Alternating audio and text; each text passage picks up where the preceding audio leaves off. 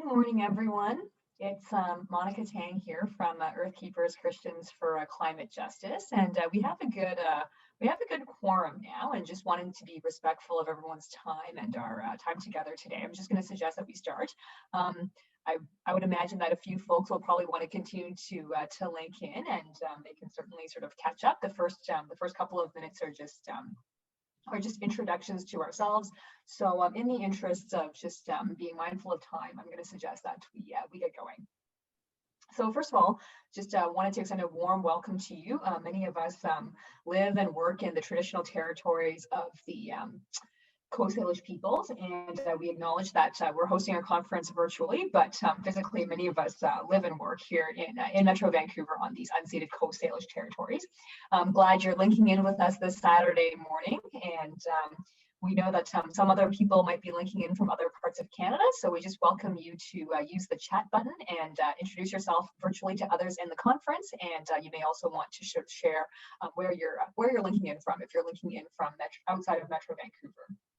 And the aim of our conference together today is to bring together like-minded Christians and people of faith who are committed to the gospel, committed to addressing the climate crisis as well.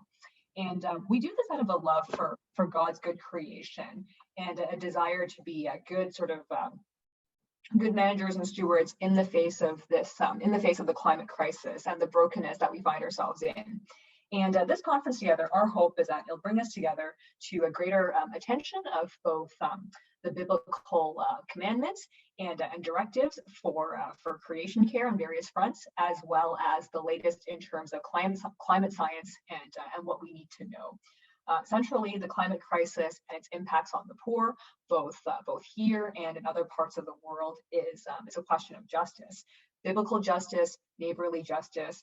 And we hope that in gathering together through prayer and action, we can make some meaningful progress and play a meaningful role in addressing climate change.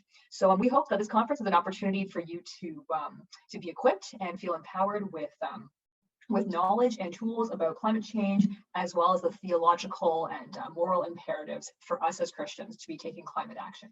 And we also hope that you'll have an opportunity to meet some like-minded people, make some new connections, make some new friendships, because solidarity is really important as we engage together on the gospel and in climate change. So I'll just give a brief overview of what we're doing today. We separated our program together in three parts. First, for many of you who may not have had a chance to journey with us from the very beginning, I'll give a brief overview of our origins as Earthkeepers, what our vision is, and some examples of some past events and some past actions that we've been able to take together. I believe it's really important to just share sort of the origin of how we began in looking at moving forward as well. And then we will we'll do an overview of climate science and the latest sort of policy actions and ideas that are currently in play of the world right now, as well as a very brief overview of our theological convictions that drive our actions here at Earthkeepers. Then you'll get a chance to connect in some smaller groups, the breakout groups that you've registered for. You'll have a facilitator to guide you through the session.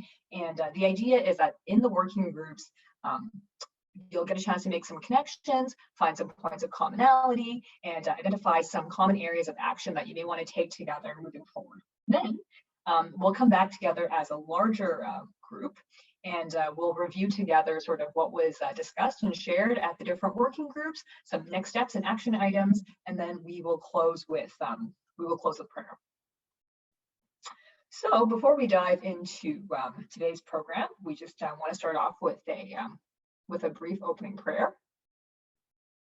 So if it's part of your tradition, you may want to, if you want to just close your eyes or just briefly bow your head. Lord Jesus, thank you for the time together today. And as we bring this Catalyze for the Climate conference to you, we just pray for your Holy Spirit to be moving powerfully in this place, inspire our hearts, inspire our minds, and guide the work of our hands. We thank you for this time. And in your holy name we pray. Amen. And the next slide, please, Esther.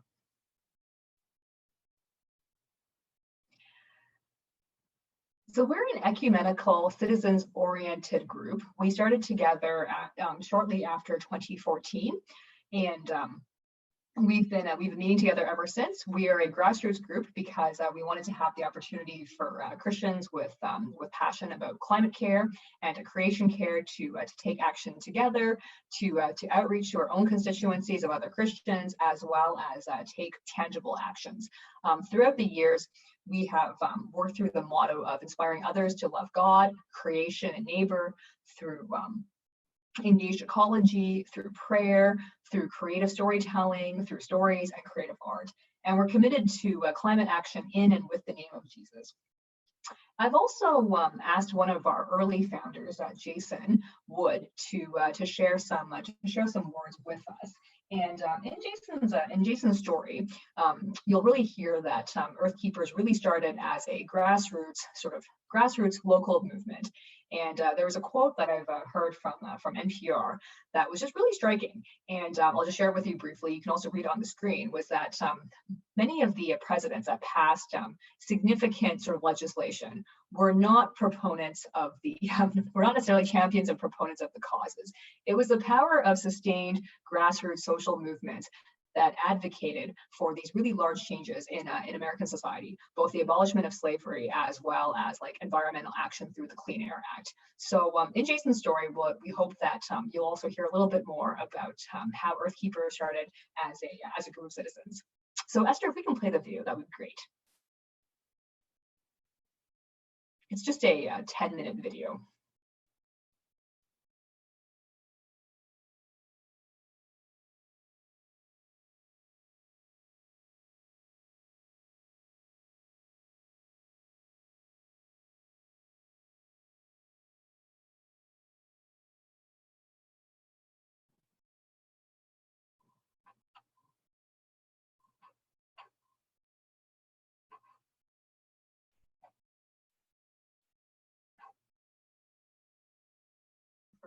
Thank you for spending the time to share the Earthkeeper story with our conference attendees for.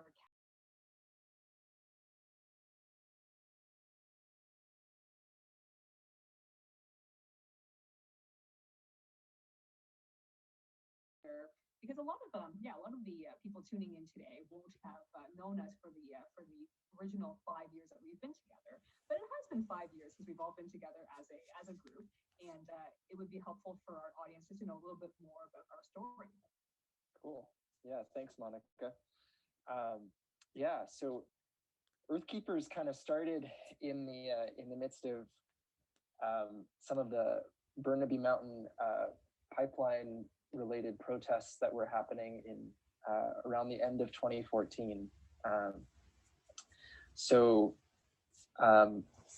I think Eduardo Sasso, who was also one of the original kind of founders of Earthkeepers, and myself, and I think others as well, were kind of observing what was going on as people were being arrested over this pipeline, and starting to think about, Eduardo specifically talks about thinking about like, well, if someone is thirsty and you give them a glass of water, that's a way you show that you care for them. But also, if there's no clean water to be found because all of the water is contaminated by effluent and pollution, then it's also an act of love to make sure that the water isn't being contaminated. And I think that was, we were starting to wrestle with what does that mean when it comes to creation care. I think there was an increasing kind of a dissatisfaction with just like individual action, like recycle or walk to work. As good as those things are, as valuable as those things are, there was a sense of like, well, and if a pipeline like this still goes through, like, what does that do to it's just way more it's way more than a whole number of individual actions combined. So it's strategic to actually make sure that something large and systemic like that is stopped, as part of a love for creation and a responsibility to the earth that we have been placed in. So kind of in the midst of those protests, I was kind of felt moved to join those folks who are getting arrested, out of a sense of the importance of following Jesus, like the importance of kind of putting one's body on the line in solidarity with the marginalized, and in this case, particularly in solidarity with Indigenous communities that were speaking pretty loudly that they didn't want this pipeline expansion to happen. So that happened. I wrote a little bit of an article about it. Eduardo read this and reached out to me and just asked if I'd be interested in having a conversation about, what can Christians be doing to respond to something like a pipeline, or to just the broader issues of climate justice. And that was such a gift, because I remember for a good couple of years, like I would be showing up at a bunch of different rallies and demonstrations, and showing up because I believed actually this, like, to follow Jesus means this commitment to justice, this commitment to solidarity with those who suffer. But often feeling alone in any sense of like Christian conviction or faith, it driving me to that place. And so having Eduardo call me up and beginning to have those conversations was just so refreshing. That there are others out there who believe that there is this connection between believing that there is a God who created this world and who redeems this world through Jesus, and an issue like a pipeline, or the broader reality of climate change as we see that on a global scale. So we started talking. I think that was around, it wasn't long before Gary, who was another one of those kind of original conversation partners, reached out to you, Monica, and to Nelson. There was an Orthodox priest who had been part of some of those protests, who was also part of our early conversations. And we started to dream and wrestle with what we could do, how we could respond. And so kind of from those conversations in the summer of 2015, Earthkeepers was born. Earthkeepers coming from this original mandate in Genesis, that God puts humanity in the garden to tend it and to keep it, to serve it and to keep it. And so, so we wanted to live into that. And we, kind of in those early days, we also discerning, okay, but what's distinctive about us? There are other Christians out there who are doing work around climate justice. So where is the gap?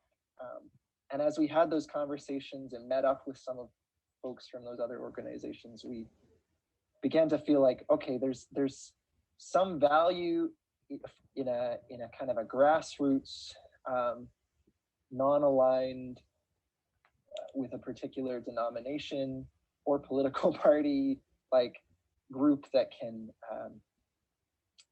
just work ecumenically around a shared Christian faith and a shared commitment to climate justice.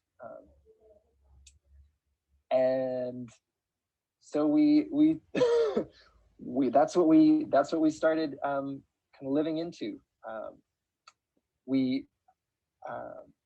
And as we explored that, we felt like there was a really important need for education for the Christian church to kind of help connect the dots for folks between the gospel and climate change. We felt like there was a need for prayer, and so we organized several kind of ecumenical prayer services around climate justice, often associated with maybe a significant march that we would participate in. We felt like there was a need for just for kind of creative ways of capturing people's hearts and using song and story. We did some film screenings to help both educate and inspire people towards action. We did a prayer campaign around the season of Lent as a Give It Up for the Earth in partnership with Citizens for Public Justice, and a liturgy of lament, kind of Stations of the Cross with Salal and Cedar, an Anglican community with a vocation for ecological justice. We just try stuff with a sense of prayerfulness, with a sense of kind of a burning in our hearts that this is something that matters to God. God cares about species that are dying. God cares about the poor who are suffering disproportionately. And so we want to respond in faith. Knowing that, we're not a big group of people. We don't have like huge swaths of money or even a huge base of people power like some of the bigger nonprofits do. And yet, it seems like Scripture is full of stories where God uses small people with big faith, people who are willing to kind of stick it out for the long haul, praying and trusting that God will use their efforts for the kingdom. So that's our hope. Earthkeepers is pretty small, pretty scrappy in the big scheme of things, but we want to be faithful. We want to be courageous. We want to be prayerful in our in the attention that we give to the groanings of creation and the ways that we respond. Yeah. Thank you, Jason.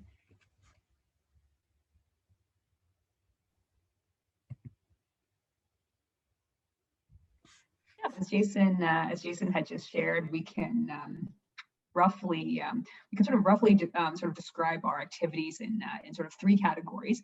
The first is an education, and Esther, we can go ahead to the next slide. So for the last couple of years, we've actually had a fairly consistent presence at Vancouver Missions Conference and have led a seminar there on climate justice, often linking it with various themes that were at Missions Fest for that year. So linking climate justice to discipleship, linking climate justice and towards the marginalized, and preaching the gospel to the nations, and how does climate justice fit in with the overall Christian mission. Out of those seminars at Missions Fest, we've had the opportunity to present at various church groups, including youth groups, Bible study groups, and fellowship groups. Out of those connections, we've also go ahead to the next slide, Esther.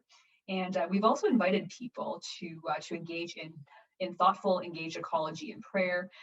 We've had we've hosted physical sessions such as Stations of the Cross on Burnaby Mountain to give witness to what was happening there. We've ever since we've moved online, we switched over to monthly prayer meetings for bold climate action, consistent with our campaign for prayer for bold climate action. And the third category of activities that we've been involved in together, go ahead to the next slide, please, Esther, is civic action.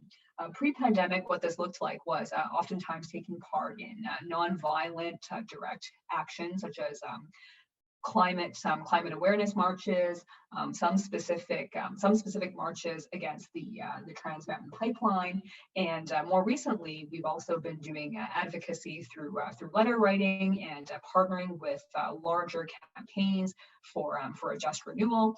The most recent success was partnering with other organizations to advocate for the City of Vancouver to pass its Climate Emergency Action Plan, and we've also done our part in sharing the petitions and online advocacy of for larger federal initiatives such as like Citizens for Public Justice promoting a campaign around like For the Love of Creation that includes like a Strengthened Climate Accountability Act.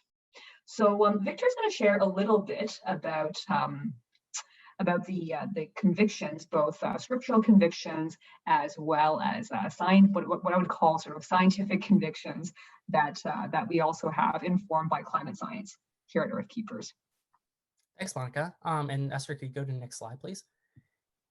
Great. So as Jason put into that video really well and summarized really well, is that at Earthkeepers, we have several of our convictions that drive our activities here at Earthkeepers.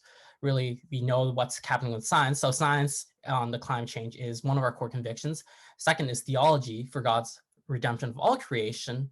And third, our action on climate justice. So we'll go through each of these one by one. So the first core conviction is the science on climate change, as well as the policy implications around the science. So first and foremost, we echo that 97% of climate scientists who recognize the grave and serious threat of climate change. And if you take a look here at this thermometer that was created by Climate Action Tracker, we are currently already at 1.1 degrees warming globally. In 2015, as you know, many world's countries came together to agree on what is now known as the Paris target, of limiting temperature warming to 1.5 degrees centigrade before pre-industrial levels. The Climate Action Tracker compares three scenarios: current policies, current Paris climate pledges and targets, and optimistic targets. And even with the most ambitious targets at the moment, we're still headed towards at least 1.7 degrees warming. And even if we reach below 1.5 degrees warming, it doesn't mean that we are able to be out of the blue right now. Doesn't mean that we're going to avoid major risks of a warming climate, as you can see in that green there. It is a bit misleading, as you can see, as Monica just pointed out. We're still in very hostile territory because the more we're warming the planet and destabilizing the Earth's climate system, the more turbulent, erratic storms will be, hurricanes will be, tornadoes will be. Our seasonal variations and weather patterns will become more uncertain and less predictable over time, and thus amplifying risk to water, food, land and forests, biodiversity, and even to our own energy security, and which in turn will also have enormous impacts on urban and rural populations. Another illustration from the Climate Action Tracker is this 2100 warming projection, which, as you can see here, is about the growing global carbon emissions over the next century. We're talking about, again, when we're talking about climate change, we're talking about the aggregate accumulation of greenhouse gas emissions both including our human emissions as well as natural emissions, which exceed the capacity of the Earth's systems to absorb greenhouse gases. So this figure in detail shows those various scenarios from the baseline from the last slide. And so simply put, if we are to continue to output business as usual, we are going to reach 5 degrees warming by the year 2100. However, if we are to remain within a safe, hopefully safe and hospitable climate, we have to be ambitious. We have to aim for the green line, as you can see here at the bottom, which says that we are going to be consistent with 1.5 degrees target, but we're actually going to be aiming towards 1.3 degrees. Next slide, please. We also recognize that emissions are disproportionately made by those of us who live in Western countries that have been most responsible for historical emissions up to this point. This figure from an Oxfam report in 2015 on extreme carbon inequality shows that, roughly speaking, the richest 10% of the world's population generates nearly 50% of the world's lifestyle consumption emissions, whereas the poorest 50% of the world's population have been generally responsible for 10% of the world's emissions. The impacts then of climate change are also disproportionate. While those of us who have historically lived and benefited in wealthier countries and are in better position to adapt to climate change, those living in the world's less well-off countries are much more likely to bear the brunt of climate change impacts and are therefore put in a more difficult place to adapt to climate change. So here is Canada's historical emissions breakdown and our ongoing projections for emissions. According to Climate Action Network Canada, Canada can take responsibility to do its fair share by dramatically reducing its emission by 2030. Right now, with Canada's current targets, which is 30% of carbon emissions reduction by 2030, is nowhere near where we need to be. We need at least we need at least 60% reduction by 2030 to meet that fair share. And if we are to do that, Canada also needs to engage in extensive international cooperation, such as supporting climate financing and investing in mitigation measures in developing countries. Next slide, please. And you may also be wondering, we talk a lot about greenhouse gas emissions in Canada, but really, what are the major contributors to Canada's share of greenhouse gas emissions? As you can see here from this figure, based on 2015 data from the government, close to half of Canada's total emissions come from burning fossil fuels for electricity and heat. This includes large industrial operations like mining and gas, utility generation with fossil fuels, and manufacturing. The remaining share, at least a quarter of the emissions, come from transportation, mainly from cars and trucks, and the remaining share of emissions come from agriculture, industrial processes, and emission leaks. In BC, the NDP government made commitments towards a 40% reduction of emissions at 2007 baseline levels by 2030 in the Clean BC plan. However, this plan only accounts for up to 75% of these emissions reductions. Despite this, the NDP has promised that they will be passing legislation to achieve net zero emissions by 2050. We're also prone to suffering consequences of climate change impacts here and abroad. In the preliminary BC climate risk assessment published in 2018, it found that BC would experience more severe wildfire seasons, seasonal water shortages, heat waves, followed by ocean acidification, glacier loss, and long-term water shortage. And we are also more likely to experience impacts that transcend national borders.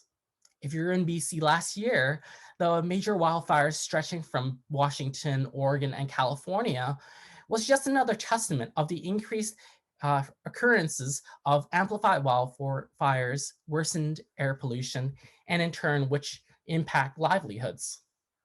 So the sciences and policy implications are clear. Climate change is a serious scientific as well as moral and spiritual issue that will impact us for many generations to come.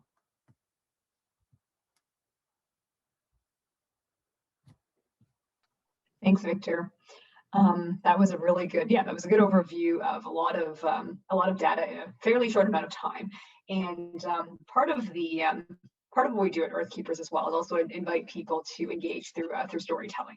So I'm going to just ask everyone. I think many of you already have your camera off, but I'll just ask you to close your eyes as I just read out two possible scenarios for the future.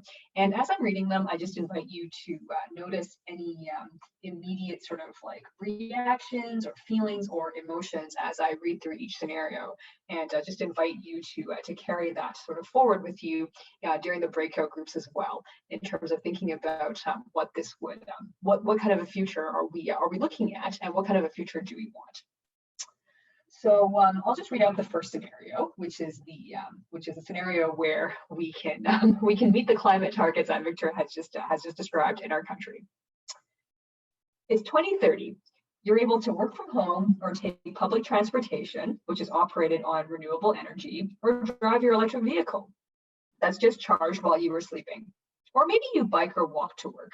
Your home and office space are energy efficient. You only live in as much space as you need.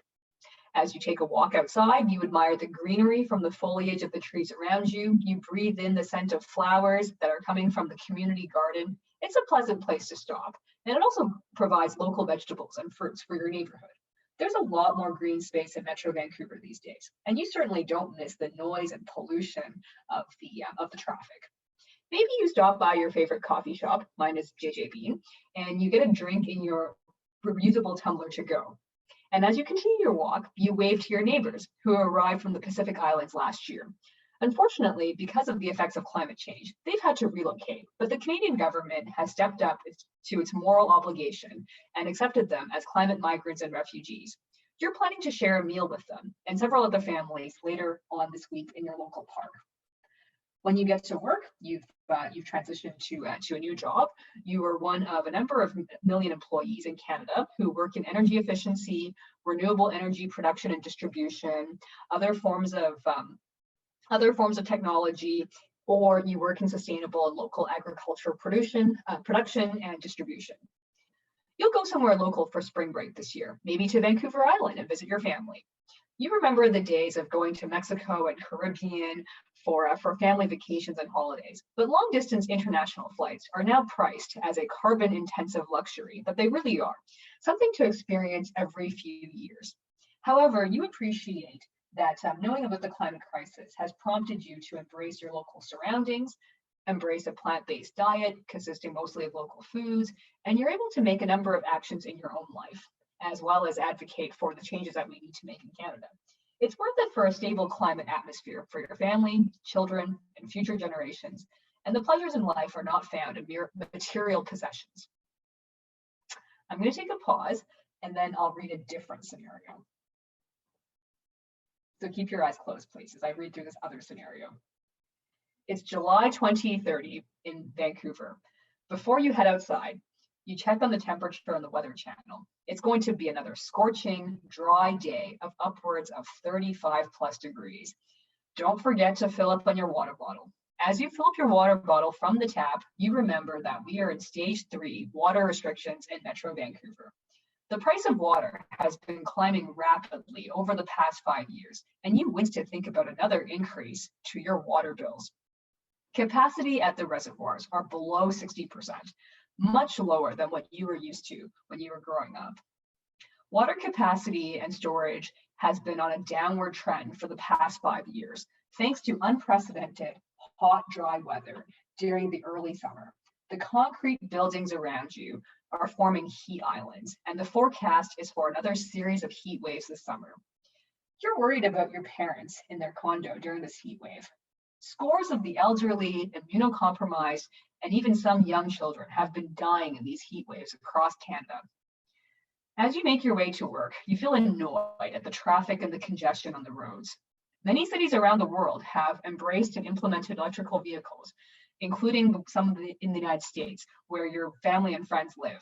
But due to inaction by various levels of government here in Canada, electric vehicles are still unaffordable for most people. Charging networks and infrastructure just aren't available outside of Vancouver. Besides, Whistler, Squamish, and North Vancouver have all been on evacuation alert, and the city is preparing for an influx of fire evacuees from other parts of Metro Vancouver. As you go to your job, you think that cleaning up old and abandoned oil and gas wells to the extent that they can be rehabilitated probably isn't enough. You also have to go to northeastern BC or Alberta to do your work. And thanks to the strength of the oil and gas lobby, BC and Alberta have been expanding fracking, continuing to build pipelines, exporting this oil and gas extracted And the environmental impacts of these operations can no longer be hidden away from most Canadians. All that you can do is to try to repair the damage being done. There's a notional Climate Accountability Act at the provincial level that requires the oil and gas industry to put some plans in place and to reduce their pollution, but these plans are rarely audited, and there's no penalties for non-compliance. As you pull up into your workplace, you see some demonstrations from human rights and immigration groups. These groups are calling on the Canadian government to accept their fair share of the millions of displaced Bangladeshi, Sri Lankan, African, Pacific Islanders, and Caribbean Islander peoples that are in the crowded UN refugee camps worldwide. These low-lying coastal countries are no longer habitable due to repeated hurricanes, flooding, other severe weather events, and human rights advocates are calling on wealthy countries to accept their fair share of what the UN calls climate migrants. A group of mostly white counter-protesters are gathered across the street, shouting slogans and waving their signs. The xenophobic slogans and signs make you feel uncomfortable, and you feel bad about how polarized Canadian society has become. But you're concerned that some of them might be armed. Recently, a group of armed individuals has recently surrounded the diplomatic embassy from the United Nations. And you wonder if this group is emboldened by the election of the new American president, who has not only withdrawn America from the Paris Agreement and its successor initiatives again, and has refused to accept any refugees from these low-lying countries. You think of the time you saw the footage of Vancouver's climate march, that back then described as the largest march in the history of Vancouver. And you heard about how some of your friends and church groups had participated in it. Over the years, working to pay the bills, caring for your family has occupied almost all of your time. With the continuance of citizen apathy, increased government and corporation surveillance, and the very successful efforts of the oil and gas lobby, as well as continued and mutating strains of zoonotic viruses, as the destruction of nature continues unabated. You can't help but think that something is wrong, as the demonstrations across the street seem to illustrate. You can't help but feel that it's somehow too late to avert the worst of the suffering caused by climate change, and you wonder what can be done.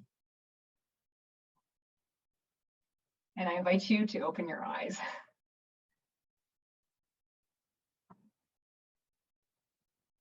What we want to just share with the storytelling is that how we envision the future, how we can sort of not just make predictions from climate scientists, but also engage with our imaginations, and how we envision the future can have an influence on how we choose to act in the current day and time based on our convictions as well. So I'm going to turn it back to Victor, and we're going to cover some of the theological convictions that we have at Earthkeepers on climate change, and then we'll go into our breakout groups. Thanks. Go ahead, Victor. Thanks, Monica.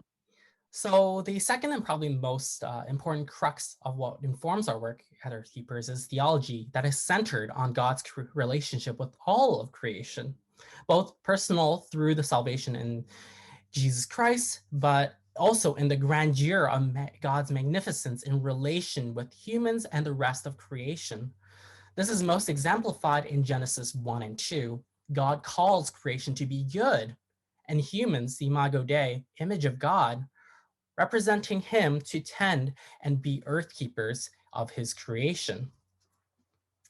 The continuous theme of God's providence and love for creation is shown throughout the Old Testament. Indeed, the Psalms is one genre where creation imagery is often invoked. Psalm 104, for example, represents an image of creational integrity and dependence, which speaks of all things having been created and is sustained by God. While the work of sin severed humanity's relationship with God, time and time again, we are reminded in both the Old Testament and the New Testament that God remains faithful to his people and creation. The Bible also prescribes our interdependent relationship with God and other humans and the rest of creation. However, it is exemplified in the Noah story and our modern parallels of exploitation. The Bible also speaks of how humans have choice in recognizing our place in the universe and use of creation. In Genesis 9, after the great flood, God renews the covenant with Noah and the rest of creation. As Professor Stephen Boma-Prediger of Hope College notes, in Genesis 9, the divine covenant God then establishes with the rest of creation, with every living creature, is spoken 6 times, and which he concludes is not only primarily a sign of promise to us of God's faithfulness, but a reminder that of God's covenant promise with the earth.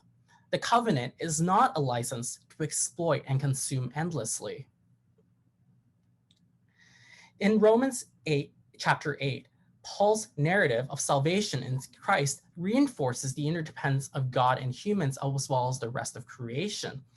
Theologian Jonathan Wilson of Carey Theological College, in his book, God's Good World, echoes this theme, saying that Paul is teaching us that the Spirit is the one in the Trinitarian economy who brings creation to its teleos through redemption. In other words, God's gift to us humans is the longing for redemption of all of creation. And this will only be done when the Holy Spirit completes its work, when Christ returns and we live as God's new creation. And so our bodies, our spirits, and the rest of creation are all a part of God's redemption plan of all creation. And so we cannot divorce the destruction and exploitation of the land, water, and climate without seeing that it is us who are also being affected by it.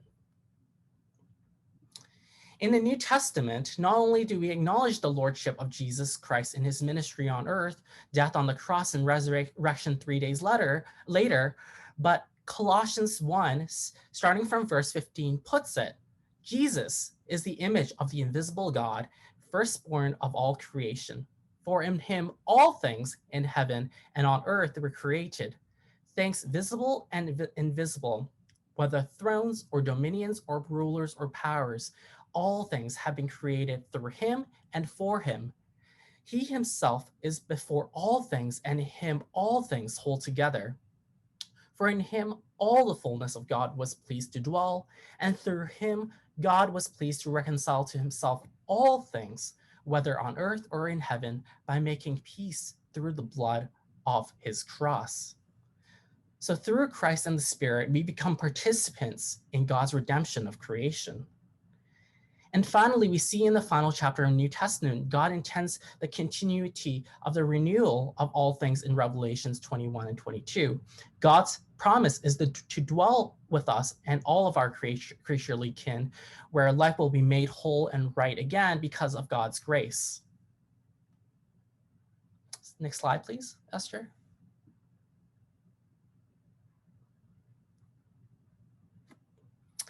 So having established the basic tenets of the theology at Earthkeepers, we are also compelled to follow through our actions as taught in James 2, where faith without works is dead. But we are not saved by works. We are already saved by faith in Jesus Christ. It is really our love, obedience, and devotion to Jesus that compels us to care, to pray, and to act, especially for the least of these and for those who are bearing the brunt of climate change. So how we choose to live, eat, travel, go to work or school are all contingent on how we continue to live towards our relationship with Christ. And so such relationships necessitate us to ask questions of how we work in partnership with God to confront the injustices brought upon by climate change. There is a growing interdenominational recognition that the global and local church needs to urgently adapt and mitigate impacts of climate change. These voices have come from people and organizations like Pope Francis, the Global Catholic Climate Movement, the World Council of Churches, Arusha International, as well as prominent theologians like N.T. Wright. Even at national levels, Kairos Canada, Citizens for Public Justice, Mennonite Church Canada, Development and Peace, Anglican Church of Canada, and so forth. A lot of these organizations have been working on this front right now. Here in Metro Vancouver, congregation leaders and other organizations have also been active in organizing and mobilizing their congregations around the Vancouver Climate Emergency Action Plan. Next slide, please. So this quote summarizes very well where we are in our imperative, really. And this quote is from John Holdren, Harvard climate scientist and US advisor. We basically have three choices: mitigation, adaptation, and suffering. We're going to do some of each, and the question is what the mix is going to be. The more mitigation we do, the less adaptation will be required and the less suffering there will be. And so this brings home the third pillar of our convictions, which is grounded in our actions on climate justice. According to the IPCC, the next decade will be crucial for decarbonization, for meeting the 2030 target of flattening the curve, and to meet our carbon neutrality target by 2050. And so the key message we really want to hone in on and continue to stress in our actions is this: that we as a country, a province, city, organization, or group, and individuals must act now. The more mitigation we do now, the less adaptation we have to do, and the less suffering there will be. At the organizational level, global NGOs and faith communities will continue to fight for 1.5 degrees target until it is no longer possible. And so this means that we lobby the governments at all levels to establish targets and develop plans to achieve net zero carbon emissions before or by 2050.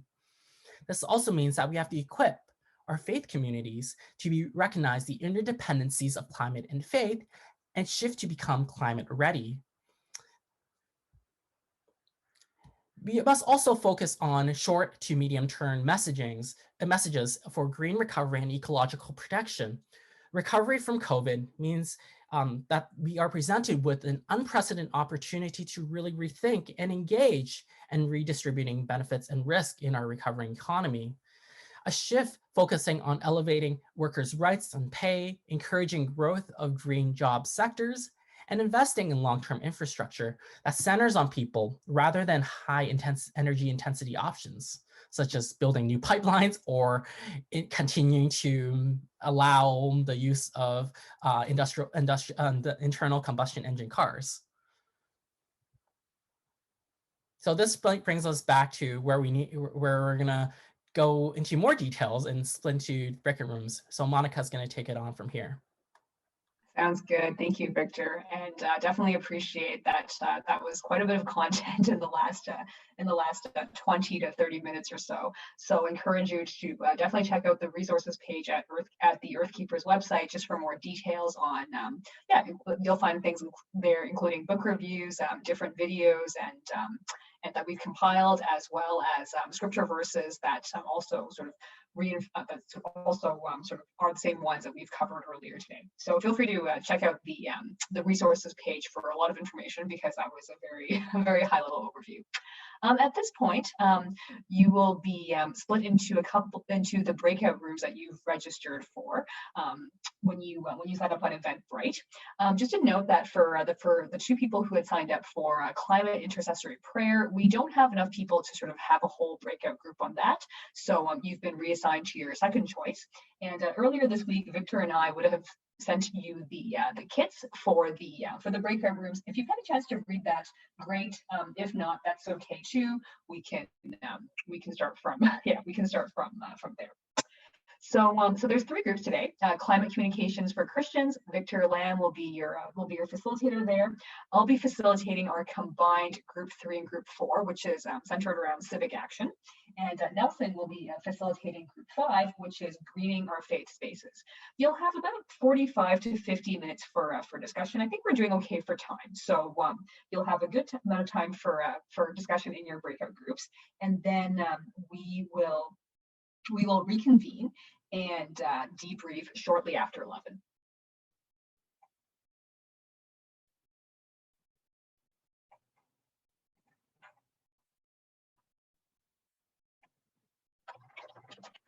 Great, so I'm going to start opening up the rooms and you can accept the invitations.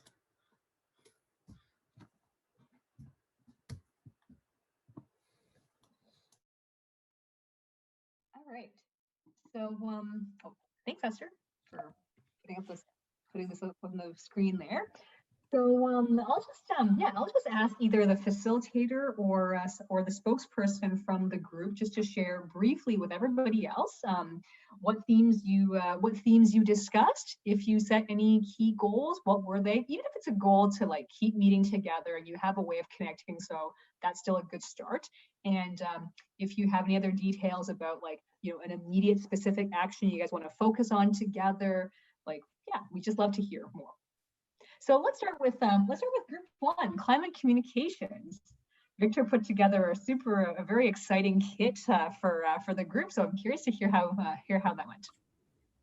So thanks, Monica. Thank you everyone to group one participants.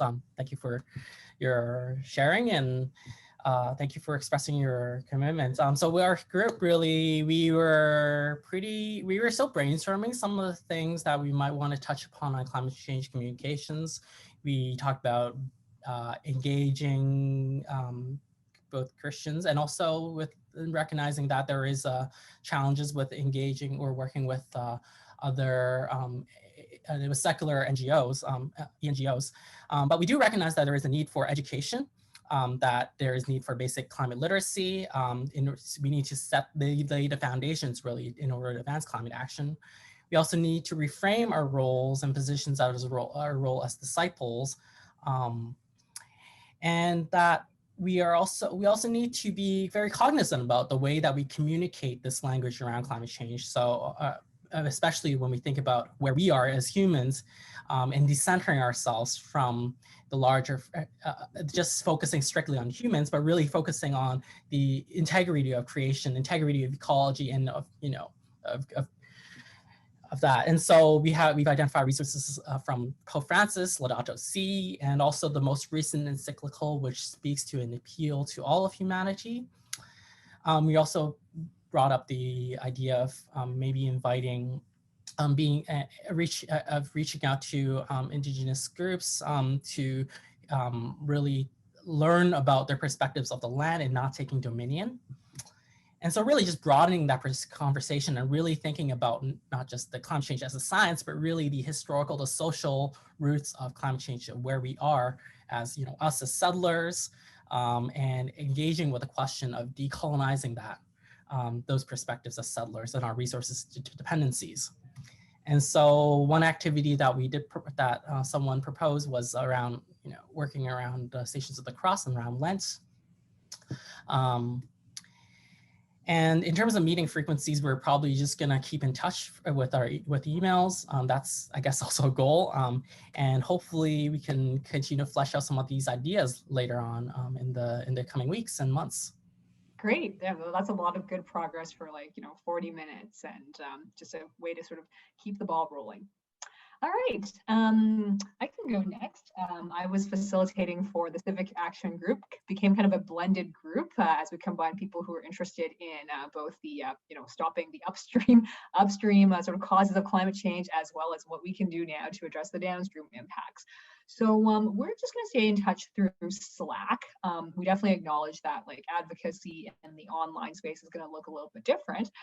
However, we did flag that there are some larger campaigns that are going to be coalescing at the federal level around the climate climate change legislation for net zero. So we can sort of stay plugged into that. And a couple of people in our group are from the Metro Vancouver area. So we might explore a local letter writing campaign that we can do together to build momentum, either on the Climate Emergency Action Plan or something to do with the BC Climate Plan that's still local. So we'll stay in touch via Slack. We also had, we also have some people that had to leave a little bit early. So Slack will be a good way for us to continue the conversations, even if some people had to jump off and do something and go to something else. Yeah, so I'll just pause there for now, and then let's hear from group 5, which is Greening Faith Spaces, very pragmatic, and Nelson also put together a really dynamic kit. So yeah, let's hear about what steps you'll be taking as a group. Well, I don't know if we've nailed on a lot of steps, but what we did was we went through some of the tools, Eco Church, and then Climate Stewards, and we were informed or reminded, at least for me, but informed that Russia Canada, if you want to offset your carbon emissions, you can go to Russia Canada and get a tax receipt for it now. Whereas before, you would offset your emissions and not get a tax receipt, but at least the money was going to a good cause. Now the money will go to a good cause. You can offset your emissions and get a tax receipt. So check out Russia Canada for that. That was one of the things. The other one we talked about some of the, there's so many things that a church can do as a group. Now, of course, with a pandemic, with a church that maybe hasn't been engaging in creation care before, how do you do it? So we talked a little bit about that approach of building up some trust and momentum, having the conversations, building up a core group of 3 or 4 people. Yeah, that's what we all need to do, is just try to get the word out, to talk about it. Now, Catherine Hayhoe always says the most important thing we can do about climate change is talk about it. So talk in your church, talk to your pastors, talk to people in your connection group or whatever. Great. Get words out. But that's about it. Yeah. Great. Does your group have a way of staying in touch with each other? You know what? I didn't. Of course, I know everybody there, so maybe I'll have to take it upon myself to keep us connected. But I think there was one. I mean, we have a common theme other than myself. 3 pastors or 2 pastors and someone desiring to get their pastors maybe connected. So we'll maybe connect their pastors there. Great. Any other debriefs from any of the groups that people would like to share with everyone? This is Samuel, and not necessarily debriefing, but from the discussion in group 5, there are a whole bunch of actions and activities and things that churches could be done as a community. But I think to cultivate the ownership within the congregation will be the first step, because otherwise people will be pushing back on this kind of issues. So teaching, continuous teaching, permeate this teaching throughout. That will be one of the key. And like Nelson has said, relying on the pastoral staff to be able to carry the load, it's impossible, but because they have heavy load already. But if you could identify 4 to 5 individuals in the church, form a group and talk about it, pray about it, and then maybe formulating some kind of initial ideas to a corporate action, that would be a good place to start. And then 4 to 5 is sort of observe minimum group size, so that they will be able to do something but not burnt out. So something like that. And I think moved up from that, another dimension may not be mentioned there, but I think there's some intersection between the church and the civil society as well. That might be not talked about, because I'm talking about creating the ownership within the church to talk about creation care and climate action. But actually, as far as I've been observing, in a society around, the ownership of these issues has not been well established. Yeah. So I think when we talk about actions, we often being thinking of, well, we write the letters to the MP or meeting with them or going to protests and things like that. That's good, fantastic. But I think at the same time, politicians do put out policies, and they rely on the citizens to talk to them. How are we going to build that up? I think church could play a role over here. While we could cultivate the ownership of this issue within the church, we could participate into the larger society, providing a platform, providing some kind of role, bridging. So a model, I'm not sure whether you heard about the Citizens Assembly being cultivated in UK and Ireland. They have been doing it. Of course, in UK, it's government mandates reporting back to the parliament. But actually, there's something going on in Canada too that we might want to tap into it. And church could play a big role over there, cultivating some local assembly of citizens and banding together with experts, but at the same time talk about these issues and providing some feasible solution, and then presenting it to the local leaders and the national leaders. And they have to listen to you, because you are getting together a few dozen people, or even up to 100 or 200, getting together for a consecutive period of time and presenting to them, going through the process. Anyway, we need something to talk. It's a long story, but those things could be done through a church. Okay, so that's one of the I think idea that we could pull together and do something like that. 2 more things. I'm sorry. I have been involved with this. They're actually doing something on that line as well, trying to. So I'm the BC coordinator for the Climate Witness project here. Although it's by the CRC, the Canadian, the Christian Reformed Church, but they are actually opening up for all churches to participate. It's about local church actions, individual, corporate, but at the same time, to the end of the line, they have all kinds of resources for people to engage their local politicians. So that's whole thing. If you are interested, let me know. And another thing, just one last point. Again, I'm helping to organize this. It's a very low entrance point for people who might be interested to get involved. But there's a climate intercessors project that we put together, international partners, and it's once a month online gathering for people who want to pray for climate emergency. And we are cultivating this across the border as well, in US, in UK, even in East Asia, Australia, so that we could pray together with many people who are concerning about this openly. And then so go online and subscribe and check it out. Thanks, Samuel. That's a lot of information. So, so we put some of the resources into the chat, and we can link them up on our Earthkeepers page later too. Okay, I'll just briefly go to the next slide. So this is there's the idea behind the breakout groups today was just to introduce people to some like-minded folks, invite ways to take action together. And you know, oftentimes when we think about how do I fit in another thing into my already, you know, heavy workload of work and family and education and schooling. So we just provided some very rough, like kind of a breakdown of things that you can do in your group that could be very powerful. But if we all spent, you know, roughly an hour a week on climate justice, say there's like, you know, 5 people in your group, we all spend an hour a week doing something for, you know, doing something for climate change. And you can see in the table that there's some different examples in your group of what that breakdown could look like. Wow, that's like, you know, 5 hours a week times like 3 to 4 weeks a month. That is like almost 15 hours of dedicated efforts on climate justice. And you know, conversely, I was just looking up the latest stats from the American Time Use Survey about how much time people are spending on streaming services. And the amount of time that people spend on streaming services is roughly about 2 to 5 hours a week. So this is how much people are spending on entertainment on average. And maybe it's even higher because of like lockdowns and the pandemic. So the idea just being that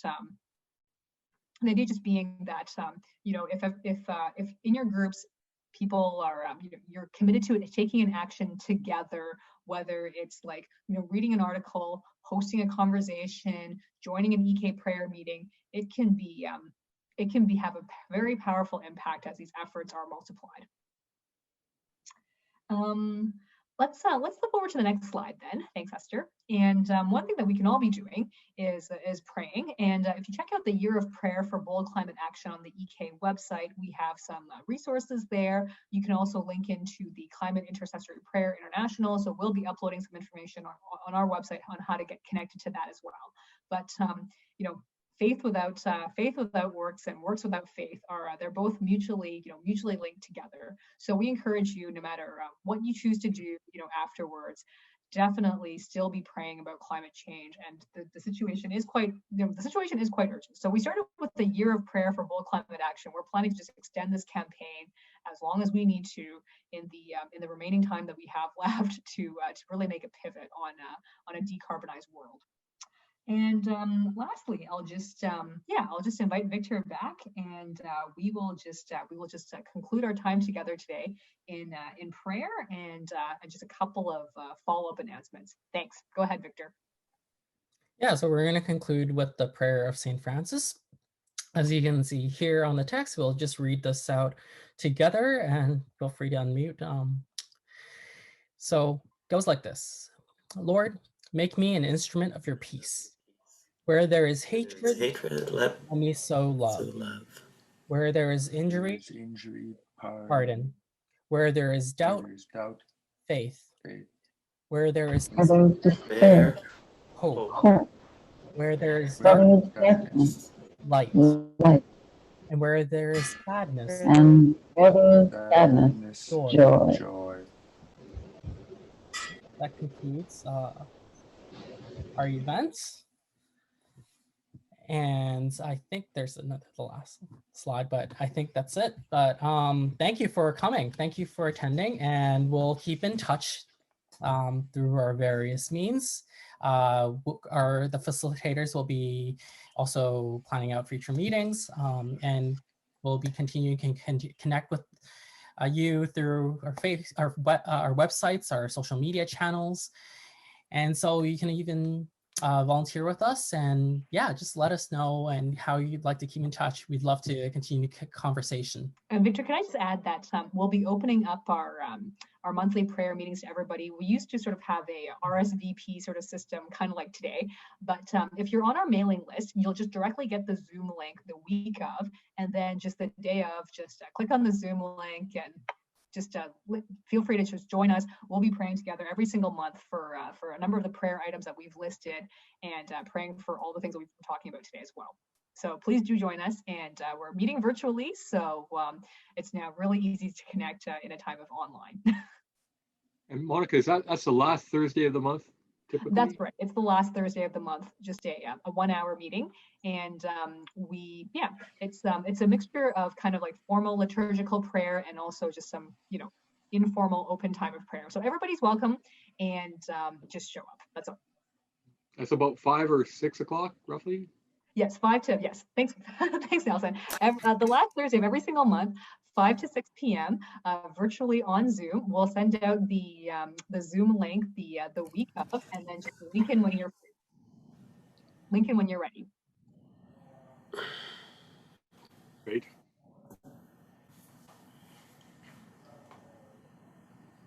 Yeah. Well, thanks a lot, everybody. Bye. Everyone, take care. Looks like a little bit of sun coming out. And we're ending a minute early. Thank you so much. Thank you all. Bye. Bye. Good to see you all.